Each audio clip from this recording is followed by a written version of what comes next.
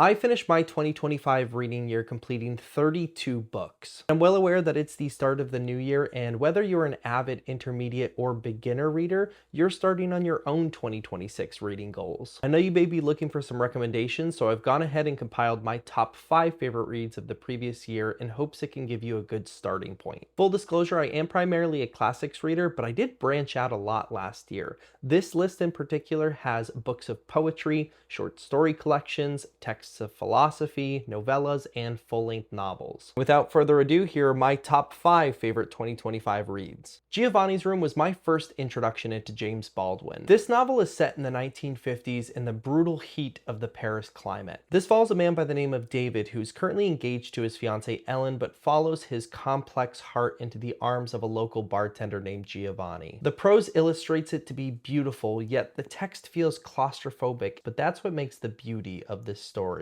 Madonna in a Fur Coat by Sabahattin Ali. This is about a man by the name of Rafe who visits an art exhibit and falls in love with this beautiful painting only to realize that it's a self-portrait. He soon after meets the artist, a woman by the name of Maria, and she is enchanting but couldn't be any more different. This text is tragic. It's filled with anxiety and melancholy, and it speaks to a perspective about someone who's just a little too worried about a beautiful thing coming to an end. Number 3 is Stoner by John Williams. This is about a boy by the name of William Stoner who grows up in a poor farming family, eventually goes to college, and gets his degree in literature. This one speaks to the juxtaposition of loneliness versus internal solitude. It questions the importance of milestones versus the passion behind the journey to get there. This piece of literature is exceptional. Next up at number 2, we have Dostoevsky's Notes from Underground. This is a holistic overview of oneself and how do we look at predetermined fate versus free will. The first part of this novel will make you question everything, and the second part of this novel will showcase what happens when you do. It is overly conscious and beautifully tragic. If you're thinking about stepping into Dostoevsky's bigger works, I can't recommend this one enough. Before I show you number 1, I have to let you know that this was totally unexpected. My number 1 read of 2025 is Jane Eyre by Charlotte Bronte. This Victorian Gothic novel was set in the 1840s. This novel is about an orphan by the name of Jane who ends up growing up and seeking employment at a mansion called Thornfield Hall as a governess. The dialogue is rich, the prose is beautiful, it is full of yearning, and will have you questioning everything. This is early feminist progressive literature, and I don't think I could have been more impressed with any other book in 2025. I believe that any one of these novels would be a fantastic addition into your 2026 reading journey. I hope you have a wonderful new year, and as always,